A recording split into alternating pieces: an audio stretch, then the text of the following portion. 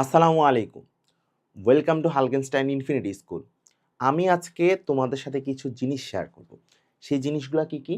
যে ক্লাস 9 এ আমাদের যেই কাজগুলো করা যাবে না। তো আমরা যখন ক্লাস 8 থেকে 9 এ উঠি, তখন আমরা কি করি?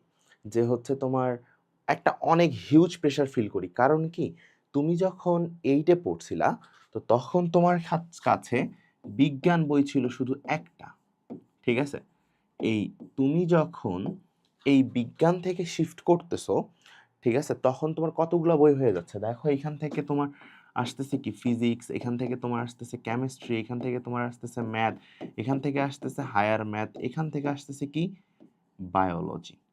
সো এই যে 5টা সাবজেক্ট তোমার লাইফে এন্ট্রি করতেছে, তুমি যদি কমার্স সেগমেন্টে হও বা তুমি যদি আর্টসের ক্ষেত্রে বলো, সবগুলার ক্ষেত্রে কিন্তু তোমার কি নতুন নতুন করে সাবজেক্ট চলে আসতেছে। এখন এই কয়টা ভুল তুমি ক্লাস 9 এ উঠে তো যদি করো, তাহলে দেখা যাবে যে এইটা তোমার চেইন রিঅ্যাকশনের মতো কাজ করে।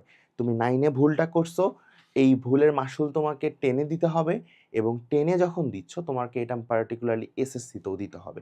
সো এই ভুলগুলা করা যাবে না। তাহলে প্রথম ভুলটা কি? দেখো, যে অধিক প্রাইভেট রাখা যাবে না। অধিক প্রাইভেট বলতে কি ভাইয়া?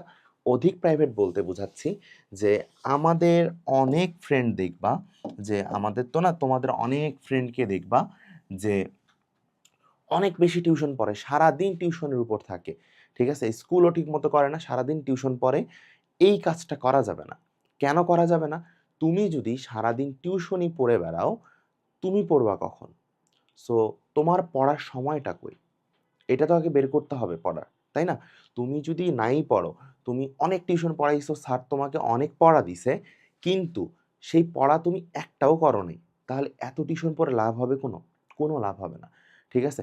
এইজন্য তোমরা আমাদের এই যে one stop academic programme for class 9, এইটাতে যদি দেখো, এইখানে তোমাদের ক্লাস 9 এর যতটুকু সিলেবাস কভার করা উচিত সবটুকু কভার করা আছে। আমি যে কথাটা লিখছি লাস্টে, ম্যাক্সিমাম 75% এর কম এসএসসি সিলেবাস বাকি রাখা যাবে না। তো ঠিক আছে? তো আমরা এটা আলোচনা করব আসলে ম্যাক্সিমাম 75% এর কম মানে আমি তোমাকে বুঝাই দেবো এটা। তো দেখো, যে আমাদের এই প্রোগ্রামটাতে দেখবা যে তোমাদের সব ক্লাস কিন্তু ইনক্লুড আছে। ঠিক আছে? তো এখানে ফিজিক্স আছে, এখানে কেমিস্ট্রি আছে, বায়োলজি আছে, ম্যাথ আছে, বিজিএস আছে, ইসলাম শিক্ষা আছে, চারুকারু আছে, তোমার শারীরিক শিক্ষা আছে, তোমার বাংলা প্রথম, বাংলা দ্বিতীয়, প্রতিটা ক্লাসই কিন্তু এখানে রেকর্ড করা আছে। তো আমরা যাক কথায় আসি, যে অধিক প্রাইভেট রাখা যাবে না। তো এখন অধিক প্রাইভেট রাখলে যেটা হয়, যে টাইম ওয়েস্টটা বেশি হয়। কীভাবে টাইম ওয়েস্ট বেশি হয়? আমি পড়ছি দিনাজপুর জেলা স্কুলে। তো আমাদের দিনাজপুর শহরে জ্যাম তুলনামূলক নাই বললেই চলে। তো সেইখানে আমি যদি একটা বাসা থেকে টিউশনে যাইতাম বা স্যারের কাছে পড়তে যাইতাম, সেখানে আমার সর্বোচ্চ 15 মিনিট সময় লাগতো। কিন্তু তুমি যদি ঢাকা শহরে বসে বা চিটাগাং বা খুলনা বা তুমি বলো রাজশাহী, এরকম শহরে বসে তুমি যদি চিন্তা করো যে তুমি তোমার বাসা থেকে টিউশন যাবা 10 মিনিটের মধ্যে, বেসিক্যালি এটা কিন্তু ইম্পসিবল। কারণ কি? জ্যাম থাকে, ঠিক আছে? ট্রাফিক তো আছেই, রাস্তাঘাটে কখন কোন ঝামেলা হয়। সো সবকিছু মিলে তোমার যাইতেই যদি 1 ঘন্টা লাগে, আসতে 1 ঘন্টা, স্যার পড়াইছে 1 ঘন্টা, 3 ঘন্টা। মানে 1 ঘন্টা টিউশন পড়তে যাচ্ছ, তোমার ওয়েস্ট হচ্ছে কয় ঘন্টা? 2 ঘন্টা। ঠিক আছে? সো এই যে ওয়েস্টটা হচ্ছে, টাইমের কিলিংটা যে হচ্ছে, এই টাইমের কিলিংটা করা যাবে না। ঠিক আছে? এর জন্য আমাদের এই যে দেখো ওয়ান স্টপ একাডেমিক প্রোগ্রাম, তুমি রুমে বসবা, তোমার যেই ক্লাসটা করার ইচ্ছা তুমি সেই ক্লাসটাই করবা। ঠিক আছে? ফুল রেকর্ডেড, একদম কি হচ্ছে, টাইমটা ওয়েস্ট হচ্ছে না। ঠিক আছে? তুমি 1 ঘন্টার ক্লাস করতে চাইলে 1 ঘন্টারই ক্লাস করতে পারবা। যাওয়া আসার তোমার যে টাইম ওয়েস্ট, সেই টাইম ওয়েস্টটা কিন্তু তোমার হবে না। এখন আসো, এক সাবজেক্টে এর জন্য একাধিক টিচার রাখা যাবে না। তোমাদের ক্ষেত্রে একটা কমন টেনডেন্সি দেখা যায় যে একটা টিচার, সরি, একটা সাবজেক্টের জন্য একাধিক টিচার। যেমন ফিজিক্সের জন্য আমি 2টা স্যারের কাছে পড়বো। আরে আমার ফ্রেন্ড পড়তেছে, আমিও পড়ি। Don't do that. এইটা কখনোই করবা না। কেন? যে তোমাকে যে স্যারটা পড়াচ্ছে, উনি যদি তোমার কাছে মনে হয় যে তুমি যতটুকু চাচ্ছ আপ টু দ্য মার্ক হচ্ছে না, সো তুমি চাইলে স্যারকে বলো যে স্যার হচ্ছে না, আপনি আরেকটু সময় দেন। না হলে এইটা বাদ দিয়ে অন্য স্যারের কাছে যাও। কিন্তু এক স্যারের কাছে থাকা অবস্থায় আরেক স্যারের কাছে যাচ্ছ, ২টা একসাথে কন্টিনিউ করতেছো, এটা করিও না বাবা। এইটা করলে কি হবে? এইটা করলে তোমার টাইম ম্যানেজমেন্ট তুমি করতে পারবা না, তুমি এতগুলা পড়া পড়বা কখন? আমি একটা বেসিক জিনিস সবসময় মাথায় রাখছি যে আমি 9-এ পড়ছি, আমি 10-এ পড়ছি, আমি এসএসসি পাস করছি, আমি ইন্টারে পড়ছি। একটা জিনিস আমি আমার অসুল থেকে সরে আসি নাই, সেটা হচ্ছে যে সন্ধ্যার পরের সময়টা আমি নিজে পড়ার জন্য রাখছি। সব সময় 7টা থেকে 11টা এই 4 ঘন্টা আমি যা হয়ে যায় হোক, এই 4 ঘন্টা আমি পড়বো। সেটা তোমার 8-এ হোক, সেটা 9-এ হোক, সেটা ইন্টারমিডিয়েটে হোক, আমি এটা টাইম হচ্ছে ফিক্সড, আমি পড়বই। যদি অসুস্থ থাকতাম তাহলে একটা আলাদা কেস ছিল, কিন্তু এই সময়টাতে আমি সাধারণত পড়তাম।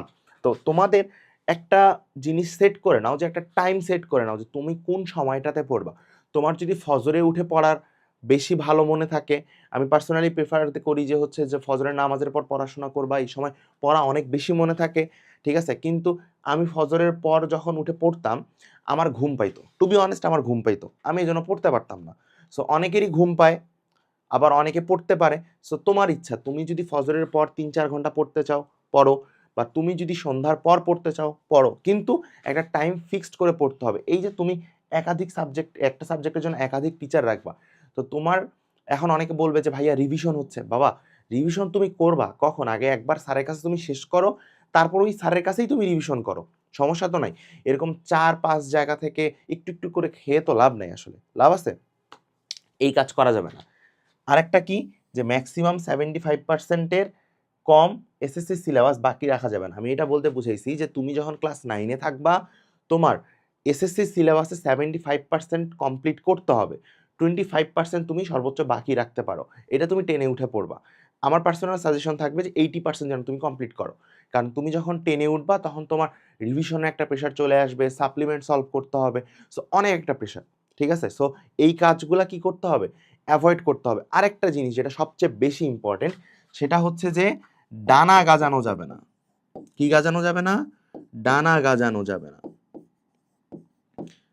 ডানা গাজানো যাবে না। এই ডানা গাজানোটা কি?